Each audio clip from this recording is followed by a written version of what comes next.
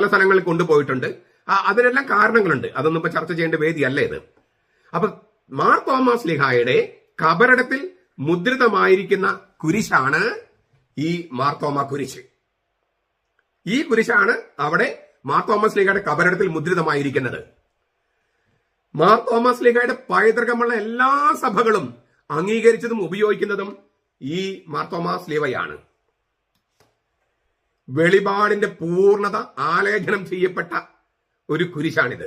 വെളിപാടിന്റെ പൂർണ്ണത, അതായത് പിതാവുണ്ട്, പുത്രനുണ്ട്, പരിശുദ്ധാത്മാവുണ്ട്, ത്രിത്വമുണ്ട്, പരിത്രാണ കർമ്മമുണ്ട്, കാൽവരിയുണ്ട്, മരണമുണ്ട്, ഉത്ഥാനമുണ്ട്, സഭയുണ്ട്.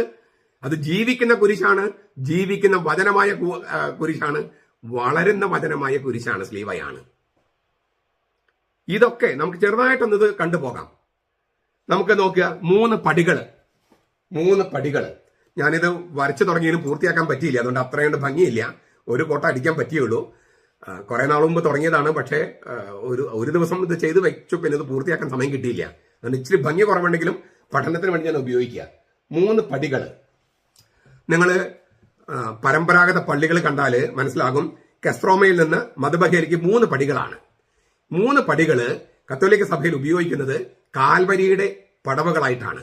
കാൽവരി, ഗാഗുൽത്തായുടെ 3 പടവുകളായിട്ടാണ്. ഈ ഗാഗുൽത്ത മലയിലാണ്, കാൽവരി മലയിലാണ് സഭ ഉത്ഭവിച്ചത്. സഭയുടെ ഉത്ഭവം അവിടെയാണല്ലോ. അവന്റെ പാർശ്വത്തു നിന്ന് വെള്ളവും രക്തവും ഒഴുകി, മാമോദിസയും കുർബാനയും ഒഴുകി. ആ മാമോദിസായിലും കുർബാനയിലുമാണ് സഭ പിറന്നു വീണത്. മാമോദിസായിലും കുർബാനയിലുമാണ് സഭ പിറന്നു വീണത്, വെള്ളത്തിലും രക്തത്തിലും. ഒരു ശിശു രക്തത്തിലും വെള്ളത്തിലും ജനിക്കുന്നത് പോലെ യേശുവിന്റെ പാർശ്വം പിളർന്ന് രക്തത്തിലും വെള്ളത്തിലും സഭ എന്ന ശിശു പിറന്നു വീഴുകയാണ്.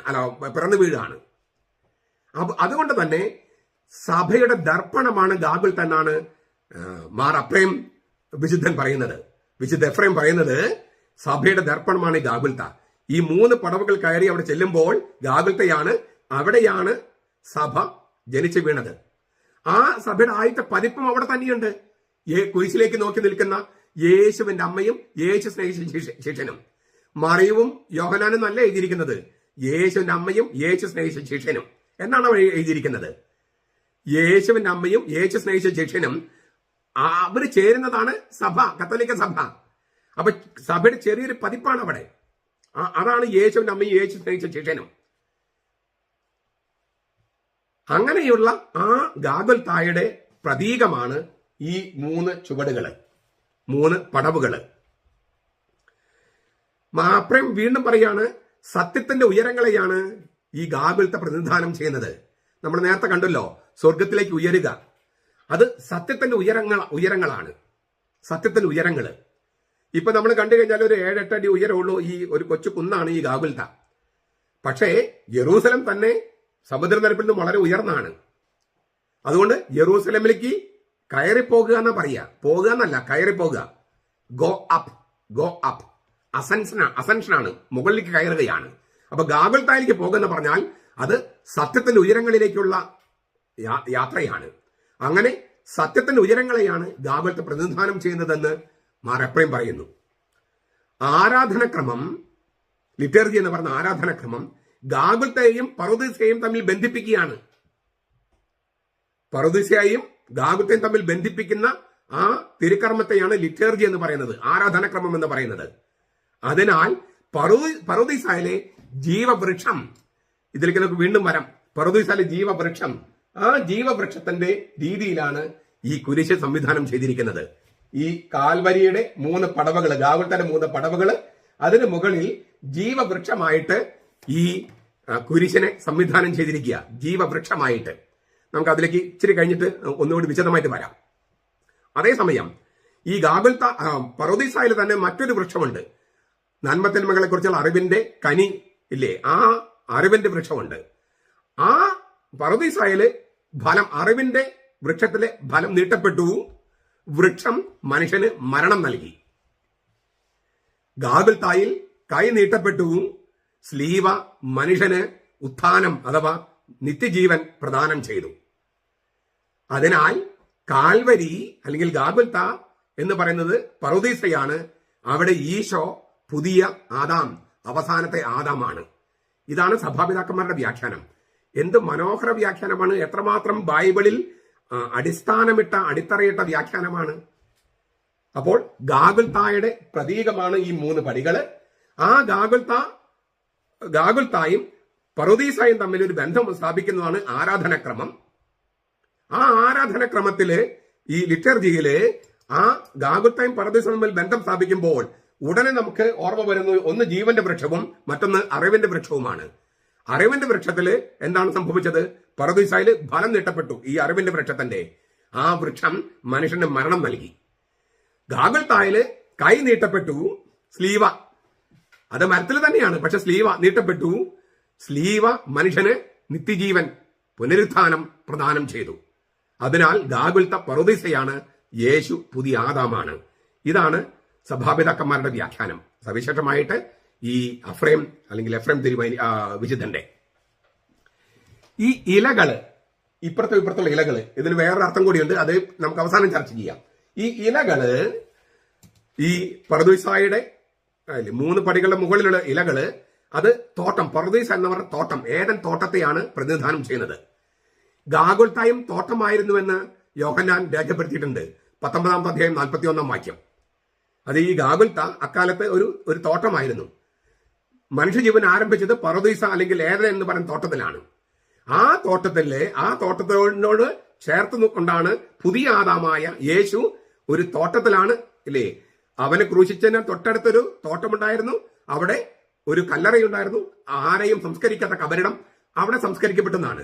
അപ്പൊ ഗാഗുൽത്ത ഒരു തോട്ടമായിട്ടാണ് യോഹന്നാൻ അവതരിപ്പിച്ചിരിക്കുന്നത്. ഏദൻ തോട്ടത്തിന്റെ ഒരു പ്രതീകമാണത്, പറുദീസയുടെ പ്രതീകം.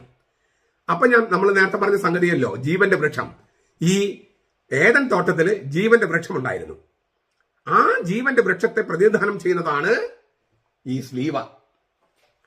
വെളിപാട് ഗ്രന്ഥത്തില് 2-ാമത്തെ അധ്യായം പറയുന്നത് വിജയം വരിക്കുന്നവന്, വെളിപാട് ഗ്രന്ഥം 2:7, വിജയം വരിക്കുന്നവന് ജീവന്റെ വൃക്ഷത്തിൽ നിന്നുള്ള കനി കൊടുക്കുമെന്നാണ്. ജീവന്റെ വൃക്ഷത്തിലുള്ള കനി എന്ന് പറഞ്ഞാല് നിത്യജീവൻ. വെളിപാട് പുസ്തകം തന്നെ 22-ാമത്തെ അധ്യായം 1-2 വാക്യങ്ങൾ നമ്മൾ വായിക്കുന്നത്, ദൈവത്തിന്റെയും കുഞ്ഞാടിന്റെയും സിംഹാസനം, ആ സിംഹാസനം തൊട്ട് താഴെ നിന്ന് ഒരു അരുവി ഉടലെടുക്കുന്നു. ദൈവം, കുഞ്ഞാട്, അരുവി, പരിശുദ്ധ തൃത്വം. ആ അരുവിയുടെ കരകളിലും ഈ അരുവിയുടെ കരകളിലും ജീവനദിയുടെ കരകളിലും ജീവന്റെ വൃക്ഷം. പക്ഷെ അവിടെ ഉപയോഗിച്ചിരിക്കുന്ന വാക്ക് എന്താണെന്ന് അറിയാമോ? സിയുലോൺ സോയേസ് എന്നാണ് ഗ്രീക്കില്. സിയുലോൺ ഞാൻ നേരത്തെ പറഞ്ഞ വാക്കാണത്. തടി അല്ലെങ്കിൽ മരം എന്നാണ് അർത്ഥം. വേറൊരു വാക്കുണ്ട് ഗ്രീക്കില് വൃക്ഷം എന്ന അർത്ഥത്തില്, ഡെൻഡ്രോൺ എന്ന വാക്ക് ഉപയോഗിക്കുന്നത് ജീവനുള്ള വൃക്ഷം, വെട്ടാത്തത്, ഭൂമിയിൽ ഇങ്ങനെ വളർന്നുകൊണ്ടിരിക്കുന്നത്. സിയുലോൺ എന്ന് പറഞ്ഞാൽ തടിയാണ്, ടിംബർ, തടി, വുഡ്, ആ മരം. അങ്ങനെയാണ് സിയുലോൺ എന്ന വാക്കിനർത്ഥം. അപ്പൊ ജീവന്റെ വൃക്ഷം എന്നതിന് ഡെൻഡ്രോൺ സോയേസ് എന്ന് പറഞ്ഞാൽ ജീവൻ, നിത്യജീവൻ. ഡെൻഡ്രോൺ സോയേസ് എന്ന് പറയാതെ സിയുലോൺ സോയേസ് എന്നാണ് പറഞ്ഞിരിക്കുന്നത്. അതായത് ജീവൻ നൽകുന്ന വൃക്ഷം ഒരു തടിയാണ്. ആ വാക്കാണ് നമ്മൾ നേരത്തെ കണ്ട 1 പത്രോസ് 2:24 തടിയിൽ കയറി. നമ്മുടെ പാപം വഹിച്ചുകൊണ്ട് അവൻ കുരിശിലേറുന്നതിന് പകരം തടിയിൽ കയറി. അതാണ്, ആ തടിയാണ് ജീവന്റെ വൃക്ഷം. നമുക്ക് ജീവൻ നൽകുന്ന വൃക്ഷം ഒരു തടിയാണ്. സ്ലീവ എന്ന് പറയുന്നത് ഈ തടിയും ആ തടിയിൽ കിടക്കുന്നവനുമാണ്. ചുരുക്കത്തില് ഈ ഞാൻ പറഞ്ഞല്ലോ, ബൈബിളിലെ ഏതാണ്ട് എല്ലാ പ്രധാനപ്പെട്ട പ്രമേയങ്ങളും ഇങ്ങനെ സന്നിവേശിപ്പിച്ചിരിക്കുന്ന ഒരു വലിയ പ്രതീകമാണ് ഈ മാർത്തോമാ സ്ലീവ. അപ്പോ പറുദീസായിലെ ജീവവൃക്ഷത്തിൽ നിന്ന് ഭക്ഷിക്കാൻ നൽകും, വെളിപാട് 2:7. അത് കുരിശാണ്. തോട്ടം, ഏദൻ തോട്ടം, അത് സൃഷ്ടികർമ്മത്തെ പ്രതിനിധാനം ചെയ്യുന്നു. ആരാ സൃഷ്ടികർമ്മം ചെയ്തത്? ദൈവം തമ്പുരാൻ. അപ്പോ ദൈവപിതാവ്, ഏദൻ തോട്ടം, പറുദീസ, ജീവവൃക്ഷം, അറിവിന്റെ വൃക്ഷം. അതിലെ കോൺട്രാസ്റ്റ് അവിടെ യേശു എന്ന രക്ഷകൻ, ജീവവൃക്ഷമായവൻ, തടിയായവൻ. ഇങ്ങനെയുള്ള എല്ലാ സംഗതികളും ഉൾച്ചേർത്തിരിക്കുകയാണ്. കൂട്ടത്തിൽ ഏദൻ തോട്ടത്തില് മനുഷ്യനെ ആക്കുമ്പോൾ എന്താ പറഞ്ഞത്? തോട്ടം കൃഷി ചെയ്യാനും അത് സംരക്ഷിക്കാനും മനുഷ്യന്റെ നിയോഗമാണ്. പരിസ്ഥിതി ഇതൊക്കെ കൊണ്ടുവന്നിട്ടുണ്ട്. ഈ പറഞ്ഞ ഈ ഇലകള് ചിത്രീകരിച്ചുകൊണ്ട്, ഏദൻ തോട്ടം അവതരിപ്പിച്ചുകൊണ്ട് മനുഷ്യന്റെ നിയോഗവും അവിടെ ചേർത്തിട്ടുണ്ട്. അപ്പോൾ സ്രഷ്ടാവായ ദൈവം, രക്ഷകനായ ദൈവം ഇങ്ങനെ ബൈബിളിൽ ആദ്യത്തെ തിരുനട തുറക്കുമ്പോൾ ഉള്ള സംഗതികൾ മുഴുവൻ പ്രതീകങ്ങളായി ഒരൊറ്റ ചിഹ്നത്തിലേക്ക് ഉൾച്ചേർത്തിരിക്കുകയാണ്, സന്നിവേശിപ്പിച്ചിരിക്കുകയാണ് ഈ മാർത്തോമാ സ്ലീവായിൽ. നമുക്ക് സ്വാഭാവികം ചോദിക്കും, എന്തുകൊണ്ടാണ് യേശുവിന്റെ കുരിശിലും ഇങ്ങനെ കുരിശിലേറിയ അത് ചിത്രീകരിക്കാത്തത്? നമുക്കൊരു ചോദ്യം വളരെ പെട്ടെന്ന് ചോദിച്ച ഉത്തരം കിട്ടും. കുരിശുമരണം എന്ന് പറയുന്നത് ഒരു പൗരസ്ത്യ രീതി റോമ സാമ്രാജ്യത്തിലേക്ക് അഡോപ്റ്റ് ചെയ്തതാണ്. റോമൻ പൗരന്മാരല്ലാത്ത അടിമകളെയും കുറ്റവാളികളെയും കൊല്ലാനായിട്ട് ഒരുപാട് പേരെ കുരിശിലേറ്റ് കൊന്നിട്ടുണ്ട്. കുരിശിലേറി മരിച്ചു എന്നതുകൊണ്ട് മാത്രം ആ കുരിശിന് അല്ലെങ്കിൽ കുരിശുമരണത്തിന് പ്രസക്തി വരുമോ? ഇല്ല. കുരിശുമരണത്തിന് പ്രസക്തി വരുന്നത് രണ്ട് കാരണങ്ങൾ കൊണ്ടാണ്. ഒന്ന്, നമ്മൾ പറയുന്ന കുരിശിലേറി മരിച്ചവൻ സ്ലീവ, അതായത് യേശു ക്രിസ്തു, ദൈവം മനുഷ്യനായ ആളാണ്. ദൈവം മനുഷ്യനായ ആള്, പാപമില്ലാത്ത പരിപൂർണനായ എല്ലാം തികഞ്ഞ മനുഷ്യൻ. ആ ദൈവം മനുഷ്യനായ ആളായതുകൊണ്ട് എല്ലാ മനുഷ്യരുടെയും പാപങ്ങൾ അവനിലേക്ക് എടുത്ത് അത് ചുമന്നു കൊണ്ടുപോയി അത് കുരിശിൽ ബലി അർപ്പിക്കാൻ അവന് കഴിഞ്ഞു. അപ്പൊ അവന്റെ കുരിശമരണം എന്ന് പറയുന്നത് സാധാരണ ഒരു കുറ്റവാളിയുടെ കുരിശമരണം പോലെയല്ല. അതാണ് ഒന്നാമത്തെ അർത്ഥം. രണ്ട്, അവനങ്ങനെ മരിച്ച് തീർന്നു പോയാല് അല്ലേ, അവിടെ വെച്ചിട്ട് ഈ ബലിയൊക്കെ തന്നെ അത് തീർന്നു വിചാരിക്കുക. അപ്പോൾ ഭൂതകാലത്ത് നടന്നൊരു ചെറിയ ഒരു സംഭവം മാത്രമായിട്ട് അത് അവശേഷിക്കും. ഇന്ന് പ്രസക്തി ഉണ്ടാകാൻ സാധ്യത കുറവാണ്.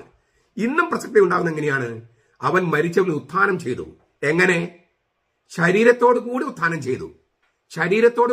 ചെയ്തു. ഇത് വളരെ പ്രധാനപ്പെട്ടതാണ്. ആ കല്ലറയിലെ യേശുവിനെ വെച്ച കബറിടത്തിൽ അവന് ശരീരം ഉണ്ടായിരുന്നില്ല, തുണികളെ ഉണ്ടായിരുന്നുള്ളൂ. യോഹന്നാന്റെ സുവിശേഷം 20-ാം അധ്യായം 1 മുതൽ 8 വരെ നമുക്ക് വായിക്കാം. യോഹന്നാൻ 20, 1 മുതൽ 8 വരെ.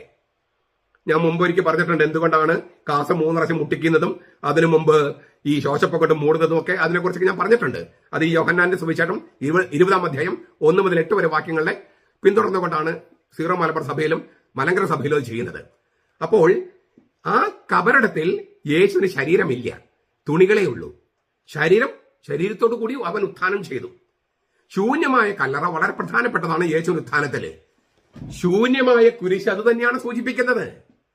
ഇത് വെറും ശൂന്യമല്ല, അതിലേക്ക് നമ്മൾ വരികയാണ്. ഇത് വെറുതെ ശൂന്യമായി കിടക്കുകയല്ല. ഈ കബറിടം, യേശുവിന്റെ കബറിടം പോലെ ശൂന്യമായി കിടക്കുകയാണ്. അതിന്റെ അടുത്തൊരു പ്രതീകം കൂടി മനസ്സിലാക്കുമ്പോഴാണ് ഇതിന്റെ പൂർണ്ണമായ അർത്ഥം നിങ്ങൾക്ക് മനസ്സിലാകുക. അപ്പോൾ യേശു കുരിശിൽ മരിച്ചത് കൊണ്ട് മാത്രം രക്ഷയാകുന്നില്ല. നമ്മളെ ജീവന്റെ അടുത്ത ഘട്ടത്തിലേക്ക്, അതായത് അന്തിമഘട്ടത്തിലേക്ക്, പുനരുത്ഥാനം എന്ന് പറയുന്ന ജീവന്റെ അവസാന ഘട്ടത്തിലേക്ക്, അതായത് നമുക്കൊരു ഉദാഹരണം വേണമെങ്കിൽ സസ്യജീവൻ, മൃഗജീവൻ, മനുഷ്യജീവൻ, നിത്യജീവൻ. അപ്പൊ ജീവന്റെ ഒരു പരിണാമമുണ്ട്. അവസാനത്തത് നിത്യജീവനാണ്. സസ്യജീവൻ, മൃഗജീവൻ, മനുഷ്യജീവൻ ഒരു ഘട്ടത്തിലേക്ക് കടന്നാലല്ലേ ജീവന്റെ പരിണാമം അതിന്റെ പൂർണ്ണതയിലെത്തുള്ളൂ. ആ പൂർണ്ണതയിലെത്തുന്ന നിത്യജീവൻ എന്ന് പറയുന്ന, പുനരുത്ഥാനം എന്ന് പറയുന്ന ആ ജീവന്റെ, പുതിയ ജനുസിലുള്ള ജീവന്റെ നമ്മുടെ ശരീരത്തിന് പുതിയ തരത്തിൽ ജീവിക്കാനുള്ള ഒരു ഇടം, അതാണ് ഈ സ്വർഗം എന്ന് പറയുന്നത്, നിത്യജീവൻ എന്ന് പറയുന്നത്. അത് യേശു ഉദ്ഘാടനം ചെയ്തു മരിച്ചവരിൽ നിന്ന് ഉത്ഥാനം ചെയ്തുകൊണ്ട്. ഉത്ഥാനം ചെയ്തതോ ശരീരത്തോടു കൂടെയാണ്. ശരീരമുണ്ട്, എന്നാൽ ഭൗതിക ശരീരത്തിന്റെ പരിമിതികളില്ല. ജനലും വാതിലൊക്കെ അടച്ചാലും അവന് വരാം. പക്ഷേ അവന് ഭൂതമല്ല താനും. ഭൂതത്തിന് ശരീരമില്ലല്ലോ, എനിക്ക് ശരീരമുണ്ടല്ലോ എന്നെല്ലാം കർത്താവ് പറയുന്നുണ്ട്. ചുരുക്കത്തിൽ ശരീരത്തോടു കൂടി ഉയർത്തു, എന്നാൽ ഭൗതിക പദാർത്ഥത്തിന്റെ പരിമിതികളില്ല. അങ്ങനെയുള്ള ശരീരത്തോടു കൂടി ഉയർത്തവൻ കല്ലറയിൽ ആ ശരീരം രൂപാന്തരപ്പെട്ടു പോകുകയാണ്. അത് തന്നെയാണ് ഈ കുരിശ്. ആ ശൂന്യമായ കല്ലറയുടെ പ്രതീകമാണ് ഈ മാർത്തോമാ സ്ലീവ. അവിടെ അവന്റെ ശരീരമില്ല, പക്ഷെ അവൻ ഉയർപ്പിക്കപ്പെട്ടിരിക്കുന്നു. അങ്ങനെ ഉയർത്തില്ലായിരുന്നെങ്കിൽ ഈ കുരിശ് വെറും ശിക്ഷയുടെ ഉപകരണമായി അധപതിച്ചേനെ. ഇപ്പൊ അത് രക്ഷയുടെ ഉപകരണമായി നിൽക്കുന്നത് ഈ കുരിശിൽ മരിച്ചവൻ, ആ സ്ലീവ, അവൻ ഉത്ഥാനം ചെയ്തതുകൊണ്ട്. അതുകൊണ്ടാണ് ഈ ക്രൂശിത രൂപം അത് ഈ മാർത്തോമാ സ്ലീവായിൽ ഇല്ലാത്തത്. ചുരുക്കത്തിൽ ശൂന്യമായ കല്ലറയും ഉത്ഥാനം ചെയ്ത യേശുവിനെയും വളരെ ഭംഗിയായിട്ട് ആവിഷ്കരിക്കുന്ന ഒരു ചിഹ്നമാണ് മാർത്തോമാ സ്ലീവ. സഹനത്തിനും അതുവഴി ഉളവായ എല്ലാ ഫലങ്ങൾക്കും അവര് പഴയ കാലത്ത് സ്ലീവ എന്നാണ് പറഞ്ഞിരുന്നത്. തീയോദോറിന്റെ വാക്കുകളാണ്. സഹനത്തിനും കുരിശുമരണത്തിനും അതുവഴി ഉളവായ എല്ലാ ഫലങ്ങൾക്കും അക്കാലത്ത് സ്ലീവ എന്ന വാക്ക് ഉപയോഗിച്ചിരുന്നത്. സ്ലീവ എന്ന് പറഞ്ഞാൽ ഈ പറഞ്ഞ ദൈവശാസ്ത്രങ്ങളൊക്കെ ഉൾച്ചേരുന്ന ഒരു വാക്കാണ്. എല്ലാം ഒറ്റ വാക്കിൽ അവതരിപ്പിക്കുകയാണ്. ഞാൻ പറഞ്ഞപ്പോൾ നിങ്ങൾക്ക് കുറച്ചൊക്കെ മനസ്സിലായി കാണുമെന്ന് ഞാൻ വിചാരിക്കുന്നു. ബെനഡിക്ട് 16 മാർപ്പാപ്പ ഇടയ്ക്കിടയ്ക്ക് കോട്ട് ചെയ്യുന്നൊരു പണ്ഡിതനുണ്ട്, യുഗ്മാൻ. ആരാധനക്രമത്തെ കുറിച്ചുള്ള അദ്ദേഹത്തിന്റെ വാക്കുകളാണ് അന്തിമം. അദ്ദേഹം പറയാണ്, ഈ യുഗ്മാൻ പറയാണ്, ആദ്യ നൂറ്റാണ്ടുകളിൽ സഭ ഉപയോഗിച്ച കുരിശിൽ യേശുവിന്റെ രൂപം ഇല്ലായിരുന്നു. ആദിമ നൂറ്റാണ്ടുകളിൽ സഭ ഉപയോഗിച്ച കുരിശിൽ യേശുവിന്റെ രൂപം ഇല്ലായിരുന്നു. കുരിശ് അതുണ്ടായിരുന്നു, എന്നാൽ അത് തേജസ്സിന്റെ മഹത്വീകൃത രൂപത്തിലായിരുന്നു അവതരിപ്പിച്ചത്. അല്ലാതെ യേശു കുരിശിൽ മരിച്ചു കിടക്കുന്നതായിട്ടല്ല, മഹത്വീകൃതനായിട്ട്, അതായത് ഉത്ഥാനം ചെയ്തു പോയി. ആ രീതിയിലാണ് അവതരിപ്പിച്ചിരുന്നത്. ഈ യുഗ്മാൻ എന്ന് പറഞ്ഞാൽ വളരെയധികം പഠനങ്ങൾ നടത്തിയിട്ടുള്ള ഒരു പണ്ഡിതനാണ്. ഞാൻ പറഞ്ഞല്ലോ, ആരാധനക്രമം സംബന്ധിച്ച് അദ്ദേഹത്തിന്റെ വാക്കുകളായിരുന്നു അവസാനം. അത്രമാത്രം അറിവുള്ള മനുഷ്യനാണ്. ബെനഡിക്ട് മാർപ്പാപ്പ അദ്ദേഹത്തെ കോട്ട് ചെയ്യുന്നതിന് കാരണം അതാണ്. വിജയ ചിഹ്നം പോലെയാണ് ഇത് ആലേഖനം ചെയ്തത്, അദ്ദേഹം പറയാണ്. എന്നാൽ ക്രൂശിതനായ ക്രിസ്തുവിനെ അതിൽ ചേർക്കാനായിട്ട് പലയിടത്തും തുടങ്ങിയപ്പോൾ റോമായിലെ ചിത്രകലയിലും അത് സ്ഥാനം പിടിച്ചു. രാജാവിന്റെ സിംഹാസനമാണ് കുരിശ്, രാജാവിന്റെ സിംഹാസനം. അതിനാൽ മുൾക്കിരീടമല്ല, രാജകീയ കിരീടമാണ് ഈ കുരിശിൽ ഉണ്ടായിരുന്നേ. മുൾക്കിരീടമല്ല, രാജകീയ കിരീടം. രാജകീയ കച്ച കുരിശിലുണ്ട്, രാജകീയ കച്ച. അവൻ ശരീരത്തിൽ ഉത്ഥാനം ചെയ്ത് കാണിക്കാൻ. ശൂന്യമായ കബറടുത്തുള്ളതുപോലെ ഈ രാജകീയ കച്ച സ്ലീവായിലുണ്ടായിരുന്നു. അവന്റെ പാദപ്പെടുത്ത് നിൽക്കുന്ന സഭ പ്രത്യാശയോടെ അവനിലേക്ക് നോക്കുന്നു. അപ്പോഴോ യഹൂദന്റെ സിനഗോഗ് എന്ന് വെച്ചാൽ യഹൂദന്മാര് നാണത്തോടെ പുറംതിരിഞ്ഞു പോകുന്നു. ഇത് യുഗ്മാന്റെ വാക്കുകളാണ്. എന്ന് വെച്ചാൽ പണ്ട് കാലത്തുള്ള കുരിശിലൊന്നും തന്നെ ക്രൂശിത രൂപം ഉണ്ടായിരുന്നില്ല. പിന്നീട് ചിത്രകലയ്ക്ക് പ്രാധാന്യം വന്നു തുടങ്ങിയപ്പോഴാണ് ഈ കർത്താവ് കിടക്കുന്ന ഭക്തിയുടെ അതിപ്രസരം, ദൈവശാസ്ത്രം മാറി ഭക്തി വന്നു കഴിഞ്ഞപ്പോഴാണ് ഈ കുരിശിൽ തൂങ്ങിക്കിടക്കുന്ന കർത്താവ്. അത് മോശമൊന്നുമല്ല, ഞാൻ എത്രയോ ചിത്രങ്ങൾ വരച്ചിരിക്കുന്നു, മോശമൊന്നുമല്ല. പക്ഷേ ഇതിൻ്റെതായ ദൈവശാസ്ത്രമുണ്ട്, അതിൻ്റെതായ ദൈവശാസ്ത്രമുണ്ട്. ഒന്ന് മറ്റൊന്നിനെ നിരാകരിക്കല്ല, പൂരകമാണ്. പക്ഷെ ഇതിനെ നിഷേധിച്ചുകൊണ്ടല്ല അതിനെ നമ്മൾ ആശ്ലേഷിക്കേണ്ടത്. ഇറാഖിൽ നിന്നും കണ്ടെടുത്ത 2-ാം നൂറ്റാണ്ടിലെ കല്ലറകളില് സ്ലീവ ആലേഖനം ചെയ്തിട്ടുണ്ട്.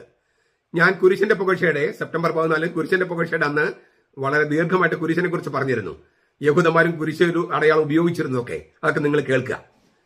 ആദിമസഭ സ്ലീവായെ, അതായത് സ്ലീവായിൽ മരിച്ച ഉയർത്തെഴുന്നേറ്റ മിശിഹായെ വിജയത്തിന്റെ ആളായിട്ടാണ് കണ്ടിരുന്നത്.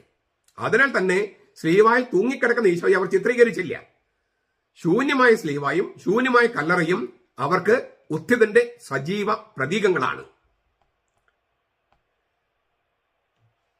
ഇനി ഇതിന്റെ അഗ്രങ്ങളില് ഇവിടെയൊക്കെ ഇല്ലേ ഈ മുകുളങ്ങള് വിരിയാൻ പോകുന്ന മുട്ടുപോലെ.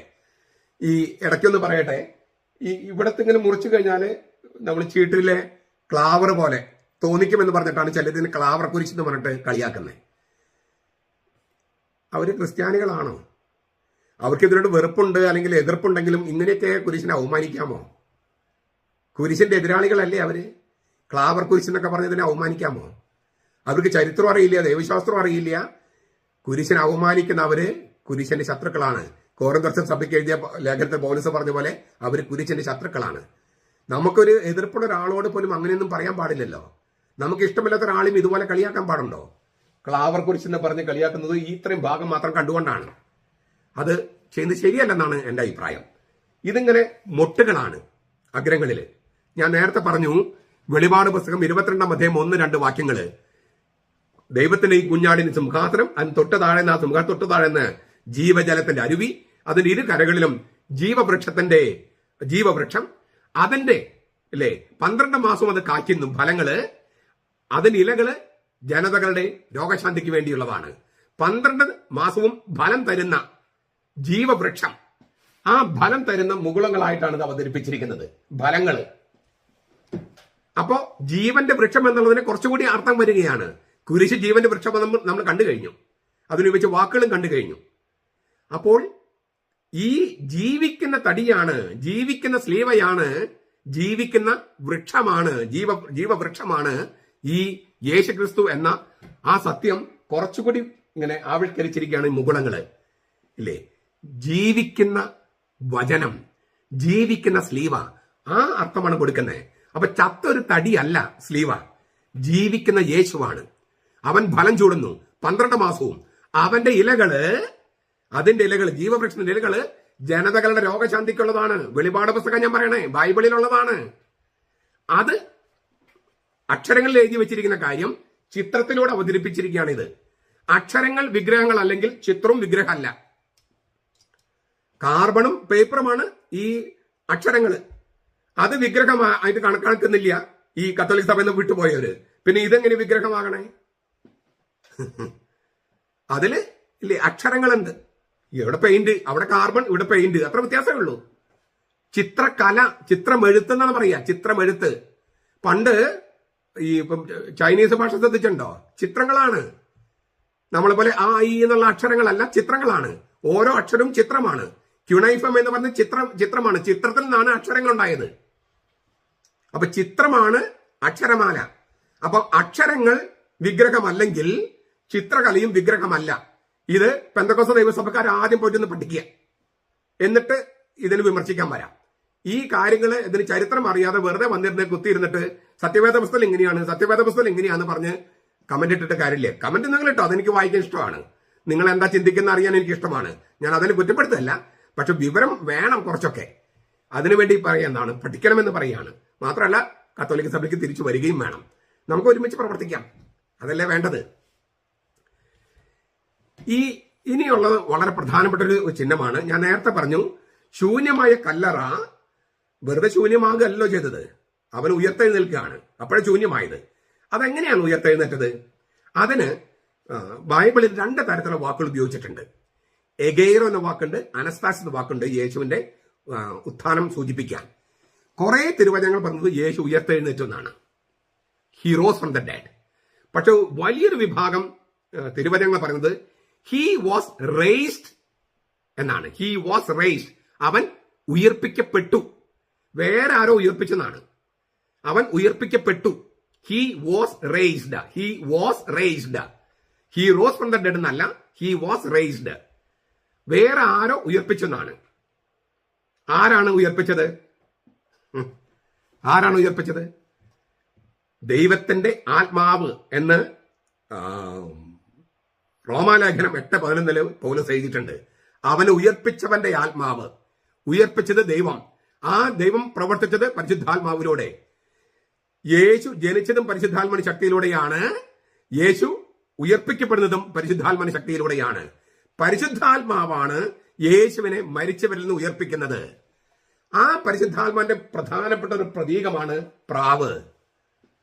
പ്രാവ് അവരോഹണ രൂപത്തിലാണ് ചെയ്തിരിക്കുന്നത് ഇല്ലേ? അവരോഹണ രൂപത്തില് സ്ലീവ ഇങ്ങനെ ചുംബിച്ചു നിൽക്കുന്ന തരത്തില്, യേശുവിനെ ചുംബിച്ചു നിൽക്കുന്ന തരത്തില് യേശുവിനെ ഉയർത്തിക്കൊണ്ടു പോകാൻ വരുന്ന പരിശുദ്ധാത്മാവ്, സ്ലീവായിലേക്ക് പറന്നിറങ്ങുന്ന പരിശുദ്ധാത്മാവ്, പ്രാവ്, എന്നിട്ട് യേശുവിനെ ഉയർപ്പിച്ചു കൊണ്ടുപോകുകയാണ്. മർക്കോസിന്റെ സുവിശേഷം 1:10 വളരെ മനോഹരമായ ഒരു സംഗതിയുണ്ട്. യേശു വെള്ളത്തിൽ നിന്ന് കയറുമ്പോൾ ഇങ്ങനെ കയറി കഴിഞ്ഞിട്ടല്ല, കയറുമ്പോൾ അനാബൈനോൻ എന്നാണ് വാക്ക്. അനാബൈനോൻ, കയറിക്കൊണ്ടിരിക്കുകയാണ്. ഒരു ആരോഹണ പ്രക്രിയയാണ് യേശു. ആ സമയത്ത് പരിശുദ്ധാത്മാവ് പ്രാവിന്റെ രൂപത്തിൽ കത്തബൈനോൻ അവൻ ഇറങ്ങിക്കൊണ്ടിരുന്നു. യേശു കയറിക്കൊണ്ടിരുന്നു, പരിശുദ്ധാത്മാവ് ഇറങ്ങിക്കൊണ്ടിരുന്നു. അതിന് കത്തബൈനോൻ എന്ന ഗ്രീക്ക് വാക്ക്, അവരോഹണം. പരിശുദ്ധാത്മാവ് അവരോഹണത്തില്, യേശു ആരോഹണത്തില്. അങ്ങനെ പരിശുദ്ധാത്മാവും യേശു കണ്ടുമുട്ടി. പരിശുദ്ധാത്മാവ് യേശുവിന്റെ മേൽ ഇരുന്നു. അവൻ പരിശുദ്ധാത്മാവിന്റെ വാഹകനായി. നമുക്കിതിന്റെ ഒരുപാട് അർത്ഥങ്ങളുണ്ട്. ഉൽപ്പത്തി 1:2 ദൈവത്തിന്റെ ചൈതന്യം വെള്ളത്തിന് മീതെ ചലിച്ചുകൊണ്ടിരുന്നു. ആ ചലനം പ്രാവിന്റെ ചലനം പോലെയായിരുന്നു എന്നാണ് റബ്ബിമാര് പഠിപ്പിക്കണേ. ഉൽപ്പത്തി ഗ്രന്ഥത്തിലെ 8-ാമത്തെ അധ്യായത്തില് നോഹയുടെയും പെട്ടകത്തിൽ നിന്നും പറഞ്ഞയച്ച പ്രാവ്, അത് സമാധാനത്തിന്റെയും രക്ഷയുടെയും നവീകരണത്തിന് ചിഹ്നമാണ്. ലേവ്യരുടെ ഗ്രന്ഥത്തില് 12-14 അധ്യായത്തില് കാണിക്ക കൊടുക്കുന്നത് ഇല്ലേ, ദരിദ്രരെ കാണിക്ക കൊടുക്കുന്നത് പ്രാവിനെയാണ്. ലൂക്ക 2:24 തിരുക്കുടുംബം ചെയ്തതും അങ്ങനെ തന്നെയാണ്. ഈ ഒരു മൃദുസ്വരം, സ്വർഗത്തിൽ നിന്ന് ഒരു മൃദുസ്വരം, ബത്ത് കോൽ എന്നാണ് അതിന്റെ ഹീബ്രു. ബത്ത് കോൽ, ബത്ത് എന്ന് പറഞ്ഞാൽ ഡോട്ടർ, കോൽ എന്ന് വെച്ചാൽ voice. The voice of the daughter of the voice എന്ന് പറഞ്ഞാൽ ശബ്ദത്തിന്റെ മകൾ എന്ന് പറഞ്ഞാൽ ചെറിയ ശബ്ദം. അതായത് അതിനെ ബത്തുകോൽ, ദൈവം സംസാരിക്കുന്ന ശബ്ദമായിട്ടാണ് അതിന് ഈ മൃദുസ്വരം എന്ന് നമ്മൾ തർജ്ജമ ചെയ്യുക. ബത്തുകോൽ അതായത് ശബ്ദത്തിന്റെ മകള് എന്ന് പറഞ്ഞാൽ ചെറിയ ശബ്ദം. അത് പ്രാവിന്റെ കുറുകലാണെന്നാണ് സഭാപിതാക്കന്മാർ പറയണേ. ഈ ബത്തുകോൽ എന്ന് പറയുന്നത് സ്വർഗത്തിലെ സന്ദേശം കൈമാറുന്ന പ്രാവിന്റെ കുറുകലാണെന്നാണ്.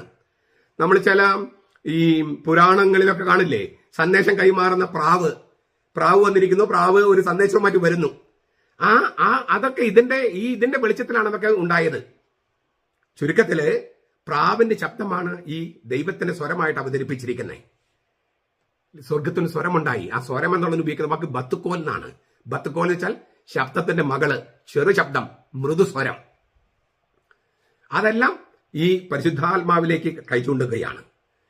3:22 ലൂക്കാസ് 3:22 പറയുന്നത്, അവൻ പ്രാർത്ഥിച്ചുകൊണ്ടിരിക്കുമ്പോൾ സ്വർഗം തുറക്കപ്പെട്ടു, പരിശുദ്ധാത്മാവ് പ്രാവിന്റെ ദേഹരൂപത്തിൽ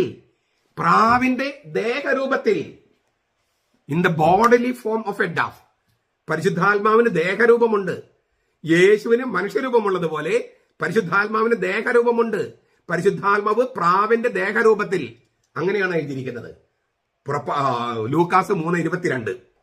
യോഹനം 3:16 സ്നാപയോഹനം പറയുന്നുണ്ട്, എനിക്കും അവൻ അറിയില്ലായിരുന്നു.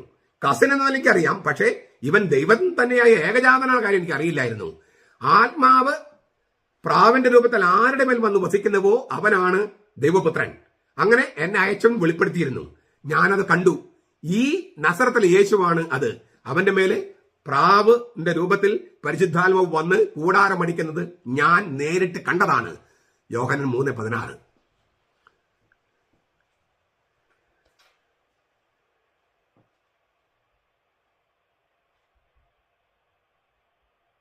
ഈ ആത്മാവ് യേശുവിൽ വസിക്കുന്നത്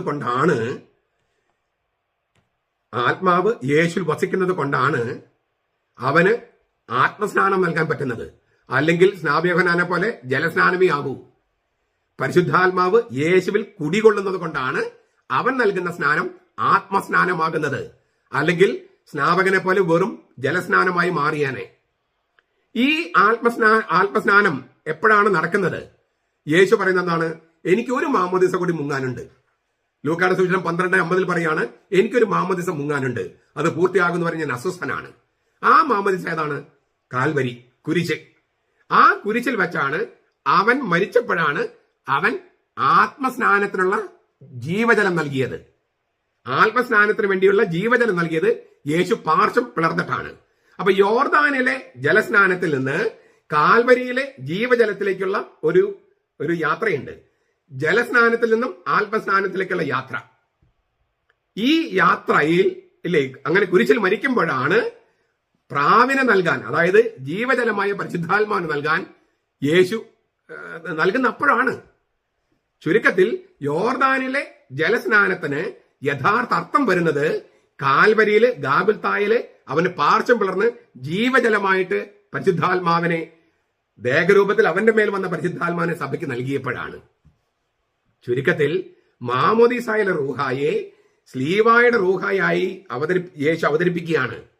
മാമോദീസായിലെ റൂഹായെ, പ്രാവിനെ സ്ലീവായുടെ റൂഹയായിട്ട് അവതരിപ്പിക്കുകയാണ്. അപ്പോൾ സ്ലീവ വെറും ഉപകരണമല്ലല്ലോ, ഉത്ഥാനത്തിന്റെ സജീവ ചിഹ്നമല്ലേ? ഉത്ഥാനത്തിന്റെ സജീവ ചിഹ്നമാണ്. ഇനിയും ഇതുമായിട്ട് ബന്ധപ്പെട്ട ഒരുപാട് സംഗതികളുണ്ട്. ഈ യേശു വെളിപാട് ഗ്രന്ഥത്തില് ദൈവത്തെ ആൽഫയും ഒമേഗയുമായിട്ട് അവതരിപ്പിക്കുന്നുണ്ട്. ഞാൻ ആൽഫയാണ് ഒമേഗയാണ്. യേശുവിനെയും ഞാൻ ആൽഫയാണ് ഒമേഗയാണ് എന്ന് അവതരിപ്പിക്കുന്നുണ്ട്. ഈ ആൽഫ ഒമേഗ അത് കൂട്ടിച്ചേർത്താല് ഈ ആൽഫ ആദ്യത്തെ അക്ഷരമാണ്. അക്ഷരങ്ങൾക്ക് സാംഖ്യിക മൂല്യമുണ്ട്. ഒന്നാമത്തെ അക്ഷരത്തിന് 1 എന്നാണ് അർത്ഥം. ഒരു മൂല്യം 1. അവസാനത്തെ അക്ഷരമാണ് ഒമേഗ. ഞാൻ ആദിയും അന്തവുമാണ്. ഞാൻ ആൽഫയും ഒമേഗയുമാണ്. ആദ്യം ആൽഫയ്ക്ക് 1 മൂല്യം, ഒമേഗയ്ക്ക് 800 മൂല്യം. അപ്പൊ ഞാൻ ആൽഫയും ഒമേഗയുമാണെന്ന് പറഞ്ഞാൽ ഞാൻ 801. അതാണ് സാംഖ്യിക മൂല്യം. അപ്പോൾ ലോഗോസ് എന്ന ദൈവം യേശു ആൽഫയും ഒമേഗയുമായതിനാൽ അവന്റെ സാംഖ്യിക മൂല്യം 801. ഗ്രീക്ക് ഭാഷയില് പ്രാവ് എന്നുള്ള വാക്ക് എന്താണ്? പെരിസ്റ്റെറ എന്നാണ്. പെരിസ്റ്റെറ. അതിലത്തെ ഓരോ അക്ഷരത്തിനും മൂല്യമുണ്ട്. ഇതുപോലെ ആദ്യത്തെ അക്ഷരം പി, ഗ്രീക്കിൽ പി, നമ്മൾ പൈ എന്ന് പഠിച്ചിട്ടില്ലേ കണക്കിൽ, ആ പി അത് 80 അതിന്റെ മൂല്യം. ഇ, പി ഇ, പെരിസ്റ്റെറ എന്നുള്ളത് പി ഇ, ഈ 5ാമത്തെ അക്ഷരമാണ്, 5 അതിന്റെ മൂല്യം. 6 പെരി എന്നുള്ളത് ഇല്ലേ, പി ഇ ആർ, 100 അതിന്റെ മൂല്യം. പിന്നെ പെരി, ആർ ഐ, 10ാമത്തെ അക്ഷരമാണ്, 10 മൂല്യം. പെരിസ്റ്റെറ പിന്നത്തെ എസ് ആണ് അക്ഷരം, 200 മൂല്യം. അപ്പൊ പെരിസ്, പിന്നെ ടി, അതിന് 300 മൂല്യം. പിന്നെ വീണ്ടും 6, പെരിസ്റ്റെറ എന്ന വാക്കിൽ 6 വീണ്ടും വരും, 100. പിന്നെ ഐ 1, സോറി പെരിസ്റ്റെറ എന്ന് പറഞ്ഞാൽ അവസാനത്തെ അക്ഷരം എ ആണ്, ഐ അല്ല എ, ആൽഫ 1. അപ്പൊ മൊത്തം കൂട്ടിയാൽ എത്രയായി? 801. പ്രാവ് എന്നതിന്റെ സാംഖിക മൂല്യം 801. ആൽഫയും ഒമേഗയുടെയും സാംഖിക മൂല്യം 801. അതായത് പ്രാവിനും ആൽഫയും ഒമേഗയുമായ ദൈവപിതാവിനും പുത്രൻ തമ്പുരാനും ഒരേ സാംഖിക മൂല്യമാണ് 801.